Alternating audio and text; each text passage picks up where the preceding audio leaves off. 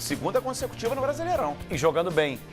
Até a gente entrar no estúdio, estava acompanhando boa parte do jogo. O Vasco dominou as ações, sofreu uma virada, saiu na frente com o Luiz Fabiano. A gente vai ver daqui a pouco aí os melhores momentos, vamos analisar um pouquinho mais. Mas é uma vitória para encorpar um time que ficou mais veloz. O Nenê entrou no segundo tempo, fez o gol, que a gente vai ver o gol da virada, porque o Vasco sofreu uma virada e virou de novo dentro da partida. Mas é um Vasco mais rápido, com Douglas cadenciando esse jogo e acelerando com o Matheus Vital, que entrou na vaga do Nenê. O Nenê entrou hoje no segundo tempo. É um outro Vasco, ainda longe dos grandes momentos, mas é uma nova cara que o Milton Mendes tem muita participação nisso, que ele vem trabalhando e vem escolhendo peças certas. Agora, não será surpresa se daqui a um mês o Vasco perdeu o Douglas. Inclusive, ontem já fez a renovação para aumentar a multa rescisória, que dia 20 de junho abre a janela de transferência. É mais importante, né? Um clube como o Vasco precisa de uma grande venda na temporada para equilibrar as contas, né? Claro, a gente gostaria muito de ver os nossos grandes talentos aqui no futebol brasileiro. E esse menino joga demais, hein, o Douglas, né? Muito bom jogador. Agora, a economia, não só do Vasco, a economia dos clubes brasileiros hoje dependem, né? Os clubes desse tipo de negócio. Rodrigo Bueno, que vitória do Vasco, hein, Rodrigo? Uma vitória muito significativa, emblemática, primeiro pela questão histórica, né? Derrota um rival e em São Januário. Está mantido um tabu também, você falou do tabu em São Paulo. Ah, tem tabu lá também? Tem desde 73, isso. O Fluminense não vence o Vasco em São Januário. Agora são 11 jogos. Não são tantos jogos assim. Vou te falar uma coisa, Rodrigo Bueno. Eu não sabia. Eu nunca vi, então, uma vitória do Fluminense em São Januário, porque eu sou de 73. Não, você não viu. Você pega São Paulo e Palmeiras. O Palmeiras não vence o São Paulo no Morumbi há 15 anos. Foram mais de 20 jogos. Muitos jogos aconteceram lá. Todo ano, praticamente, tem São Paulo e Palmeiras no Morumbi. Vasco e Fluminense em São Januário é mais raro. Esse é o 11º desde 73, mas a verdade é que o Fluminense não vence lá. O Fluminense venceu até com facilidade 2 vezes em outros campos neste ano, mas lá perdeu. Então o Vasco primeiro faz essa questão histórica. E o Vasco, de fato, fez valer o mando de campo, porque a gente vai falar um pouco depois sobre provocações. O Fluminense jogando na cidade do Rio de Janeiro hoje foi muito visitante. Conheceu, de fato, como é os gols? O alçapão de São Januário. Vamos ver os gols, então? Coloca na tela aí a vitória do Vasco sobre o Fluminense. Já já o Savoia vai opinar também sobre esse resultado em São Januário. Olha aí, 25 minutos do primeiro tempo. Luiz Fabiano sendo Luiz Fabiano, hein, Fábio Azevedo? E o Nogueira deu uma grande bobeira nesse lance, né? A gente observa depois com calma. O cruzamento vem da direita do Gilberto, ele atravessa a área, o Luiz Fabiano não consegue alcançar com precisão. O cruzamento veio da esquerda, o Nogueira não sobe. O Luiz Fabiano, autêntico 9, deixa a marca dele do artilheiro. Cabeceou de olho aberto. Consciente, como né? o Rei Pelé ensinou, hein? E aí, ó, pênalti. Primeiro pênalti, ó, a gente tá vendo, ó. Opa, braço esquerdo, né? Ó, agora no detalhe, pênalti pra vocês, Rodrigo Bueno? Pênalti, pra mim pênalti. Nenhuma dúvida? Pênalti. Savoia, pênalti, né? Pênalti, claríssimo. E aí, ó, ceifador. Foi lá o Henrique e descontou. Empatou o jogo naquele momento, né? Empatando o jogo pro Fluminense. Aí o Fluminense vai virar o jogo. Ó, tem mais um pênalti. Vamos tirar a tarde pra gente ver esse lance aí no detalhe? Vamos tirar essa tarde aí, ó. Pra gente ver no replay, ó. Porque aí o pênalti. Opa, e atinge, né? O Gilberto, sem ver, que o Richarlison passava, atingiu ele no alto, dá uma raspada, né? Uma rasteira. Tá certo, uma rasteira. Melhor cobrador de pênalti do futebol brasileiro, hein? O Savoia, você tem dito isso, hein? E o homem teve 100% de aproveitamento no jogo. Bateu 2 vezes, bateu 2 vezes bem. Aí o Kelvin, né? Não, Manga Escobar. Opa, Manga Escobar, é verdade. Deixou o banco também. Mudanças do Milton Mendes, surtindo efeito no segundo tempo, hein? Manga Escobar, ó. Deixou o banco e fez o segundo do Vasco. E empatava o jogo nesse momento. Aí é um erro de marcação, né? Uma dobra de marcação desnecessária. Aí é o gol da vitória. Manga toca pro Nenê. Olha que estrela do Nenê.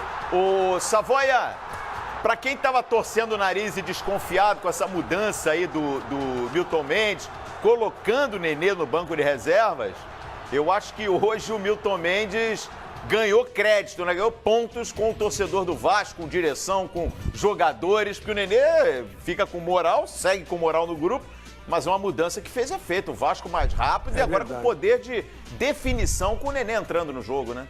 Às vezes é bom, é importante você botar entre aspas, o cara do time no banco também para mostrar para os outros que ali não é questão de nome, de salário, não tá bem, vai pro banco. Aí o cara vai pro banco, volta mais animadinho e acaba jogando um bom futebol. Hoje ele jogou, entrou no segundo tempo, mas ajudou bastante o time. E você manda um recado para os outros jogadores, né? Se o Nenê vai para o banco, qualquer um outro pode ir também. Ah, isso é importante, hein? Isso é importante. Não tem dono de vaga no time do Vasco, ninguém é absoluto. Isso aí gera uma disputa interessante também dentro do elenco e mantém todo mundo motivado, né? Claro, e é uma disputa saudável, né, para os outros. Para quem está subindo, como o Matheus, que aproveita uma chance. E o Vasco precisava rejuvenescer, oxigenar esse time, dar velocidade. E ele conseguiu com o Matheus. Não que o Nenê não possa voltar daqui a pouco, mas com um time mais veloz, com essa trinca de frente, municiando o fabuloso, né? O Luiz Fabiano, Matheus, Pikachu e também o menino pela direita, o Kelvin, isso, porque eu estou pensando no Manga que entrou também muito bem. Você tem essa trinca que municia o Luiz Fabiano, que também, por vezes, faz a troca. O Iago Pikachu, por muitas vezes, ou o Kelvin, eles entram na área e o Luiz Fabiano volta. Como fizeram grandes jogadores, Roberto Dinamite, né, já no meio para o fim da carreira, Evair, que vinham para municiar, né, os velocistas. Então, assim, o Vasco ganha. Quando o Nenê entra, ganha na qualidade da bola dele e ganha na bola parada. Ganha muito. Ganha muito nessa bola lateral. Ô, Rodrigo Bueno, é muito cedo, porque o Vasco, antes de começar o Campeonato Brasileiro, muita gente, não, o Vasco vai entrar no campeonato para não cair. É muito cedo, depois dessas 2 vitórias consecutivas, já imaginar algo maior para o Vasco no Brasileirão? Ah, é muito cedo ainda, né? O Vasco venceu 2 partidas em São Januário, onde normalmente ele é favorito contra quase todo adversário. É bom lembrar que na estreia foi desastrosa, 4-0 contra o Palmeiras, aí uma outra circunstância, enfrentando o campeão brasileiro.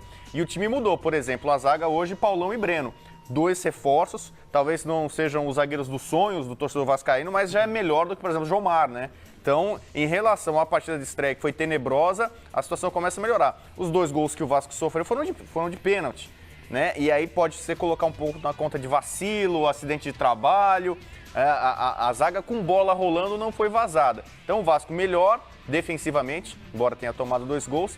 E tem algumas variações interessantes. Primeiro, você vê o primeiro gol do Luiz Fabiano, que ele está ali como centroavante fazendo o papel dele, mas o Milton Mendes fez uma inversão nos atacantes de beirada, né? Pikachu, primeiro que é um lateral, já foi uma boa invenção. Já no primeiro momento, o Milton Mendes adiantou o Pikachu, ele é muito mais ala do que lateral, botou ele à frente. Aliás, o que o Zé Ricardo vem fazendo no Flamengo com o Trauco e com o Rodinei. Exatamente. Então o Pikachu, você sabe que ele tem muita velocidade. Então, por exemplo, sem o Nenê, os jogadores de velocidade dão uma outra cara, um outro gás pro time do Vasco. Tem gente que já tá começando a pensar, pô, mas com Luiz Fabiano e Nenê, como é que o Vasco vai puxar contra-ataque? Cadê a velocidade? E você vê no primeiro gol, eles inverteram de posição, que era o Kelvin na direita, Pikachu na esquerda. E acabou... O Pikachu indo pra direita. Eles inverteram de posição na frente. E ali saiu o gol do Kelvin. Exatamente. Esquerdo, né? E no segundo tempo, especialmente depois que o Fluminense conseguiu essa virada, o Vasco não tinha outra oportunidade, outra situação, senão partir para cima com as modificações, conseguiu dar a virada em cima da virada. A virada em cima da virada, é isso mesmo, Rodrigo Bueno. Então vamos fazer o seguinte, vamos dar uma olhadinha. Já já a gente vai ao Morumbi, hein? A gente vai ao Morumbi falar muito também do choque rei, Palmeiras e São Paulo e Palmeiras. E o Savoia, hein? Prometeu notícia, prometeu informação, o tricolor se reforçando. Já já o Savoia vai anunciar, vai cravar aqui no Rodada Forte os reforços que estão pintando aí para a equipe do São Paulo. Então vamos nessa. Melhores momentos de São Januário, a gente começa com um lance logo aos 12 minutos, hein? No primeiro tempo, olha aí, ó, o Jean pega de primeira ali, deu um susto ali, o Cavalieri bem colocado, segurou sem dar rebote. Olha o Vasco, começou bem na pressão, né? Esse é o gol, né, Fábio? Esse é o gol, ela vem a bola da direita, o Pikachu na esquerda recupera, traz para a perna direita que é boa e acha o Luiz Fabiano. Claro, conta com a falha do Nogueira, mas o atacante é isso, olha lá. O zagueiro do Fluminense não sobe. O Nogueira ficou olhando. Não pode. Tinha que ter dado um passo pra frente. Encostar no corpo. O Nogueira tem altos e baixos, né? Jogou muito bem o último jogo. Ele tinha falhado no estadual, vocês lembram? Sim. Na primeira derrota do Fluminense contra o Bangu, né? Foi pro Bangu ou Madureira? Foi Madureira. Madureira. E o Nogueira não foi bem naquela partida, mas o Abel recuperou o jogador, né? Entrou bem no último jogo, mas realmente nesse lance aí falhou um pouquinho. A gente tá vendo agora o Fluminense, ó, virou um pouquinho o lado realmente no segundo tempo. O Fluminense voltou mais arrumado. Bronca do Abel, né? O Abel deu uma dura. A imagem do Abel indo pro vestiário, ela é sintomática, né? Fisionomia fechada, o semblante irritado com a atuação do Fluminense. Aí o lance do pênalti, que a gente não tem dúvida, né? Do Jean, ele não consegue tirar o braço. ceifador, que é excelente cobrador de pênalti. O Savoia já destacou, né? Já falou isso, inclusive, acho que na rodada Fox anterior, né? Que ele considera o ceifador o melhor cobrador de pênalti. É impressionante como ele tem uma capacidade de jogar a bola no canto em que o goleiro não está. Ele espera até o último minuto a batida. Aí tem a questão, né? A paradinha, o que ele faz é válido, né? Ele vem caminhando, aí ele deixa para finalizar, para bater na bola no último instante. Por isso que ele quase sempre tira o goleiro da jogada. Mas soma o Evair isso. fazia muito isso. O Evair foi um dos melhores batedores de pênalti que eu vi na minha vida. O Evair deixava para bater na bola, definir o canto no último instante. Então o goleiro que cai com ele, já era. Você sabe, o Savoia, há muito tempo atrás, eu me lembro que eu tava muito bem acompanhado, hein? Batendo um papo com ninguém menos que o Zenon, que foi um dos grandes cobradores também da história do futebol brasileiro. E uma frase do Zenon, aliás, um abraço ao Zenon, que deve estar acompanhando a gente lá em Campinas. Enfim, eu lembro que o Zenon, nunca mais esqueci essa frase. Todo goleiro tem o seu pé de apoio na hora da cobrança do pênalti. Se você souber fazer essa leitura do pé de apoio, dificilmente você vai errar um pênalti. É por aí, né, Savoia? É verdade. E falta também, né? Falta porque o goleiro ele fica na barreira se mexendo. Então, se você tiver um mínimo de visão do posicionamento da barreira, você vai saber se ele vai saltar. Você vai se preparar para saltar para a esquerda ou para a direita. E aí você faz a opção. Claro que depende de ângulo, de treinamento, de habilidade, mas é isso mesmo. Agora, eu acompanhei muito treinamento de goleiro e a gente observava os treinadores de goleiro pedindo para o goleiro esperar a definição do atacante. E ao mesmo tempo, pedindo para o atacante esperar a definição do goleiro. Então, é uma guerra de espera, né?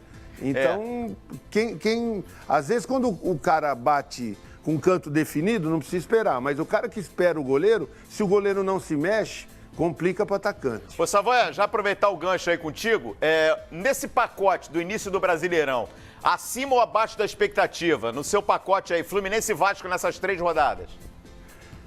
O Vasco acima das expectativas. Eu não esperava tanta resposta do Vasco. Eu acho o Milton Mendes um cara que sabe montar time, ele sabe agrupar o time, né? O Vasco, antes do Milton Mendes, era um time muito espaçado, a defesa ficava muito exposta e ele conseguiu agrupar o time. Vieram alguns reforços também, o Luiz Fabiano está começando a entrar no ritmo de jogo, né? É um matador, não tem mais a mesma velocidade de outrora, mas é um jogador que sabe finalizar. Se a bola chegar e a zaga vacilar, a zaga adversária, ele guarda, ele sabe guardar.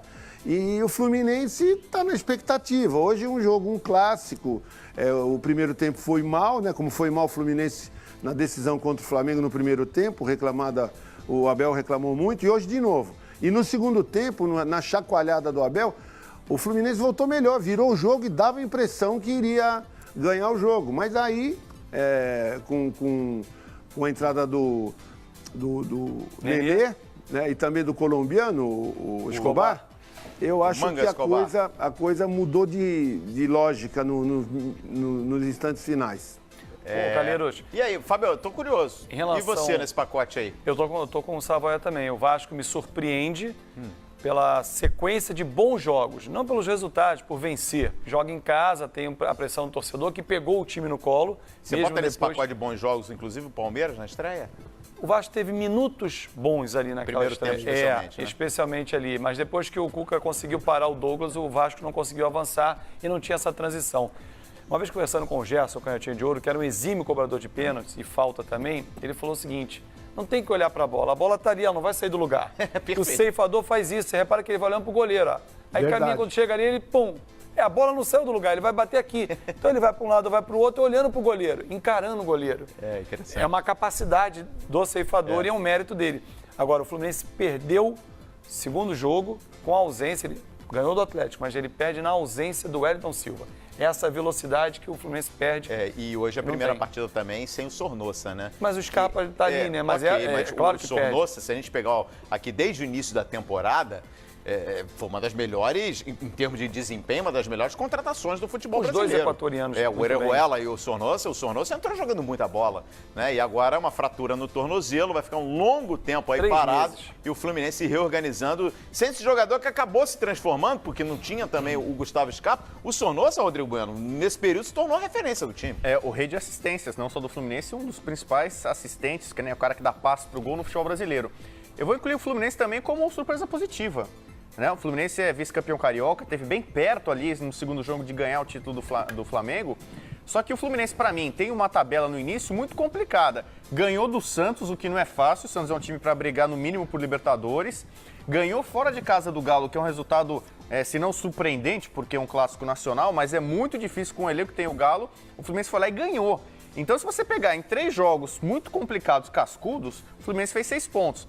Perdeu um clássico em que ele era visitante e que o Vasco fez valer o mando de campo. O jogo não foi no Newton Santos, não foi no Maracanã, foi em São Januário, maior parte da torcida do Vasco, pressão total. Então é algo absolutamente normal. Afinal, desde 73 o Fluminense não vence ali. Então não ganhar do Vasco em Januário é algo normal. Então eu ainda acho que o Fluminense no cômputo geral tá bem, né? Um campeonato bastante aceitável. E o Vasco de fato se recuperou. 2 jogos, lembrando, um pouco relativizando, o Vasco jogou muito bem contra o Bahia, mas o Bahia com um time alternativo, né? O Bahia focando na Copa do Nordeste, que ele foi campeão. E dessa vez contra o Fluminense não tem mimimi, não tem desculpinha não. O Vasco com bem mais dificuldade, aí quase que no finalzinho da partida conseguiu a virada. Então os dois para mim estão bem. Aliás, o futebol carioca venceu, os 4 grandes venceram na rodada anterior, que não acontecia desde 2012. Dessa vez não dá, né? Todo mundo vencer, porque tem o clássico, né? Tem um confronto direto. Mas então eu acho que o futebol carioca tá animando nesse começo de campeonato. Vamos muito aguardar. Cedo, mas promissor. E já, viu, gente? A gente vai a São Januário.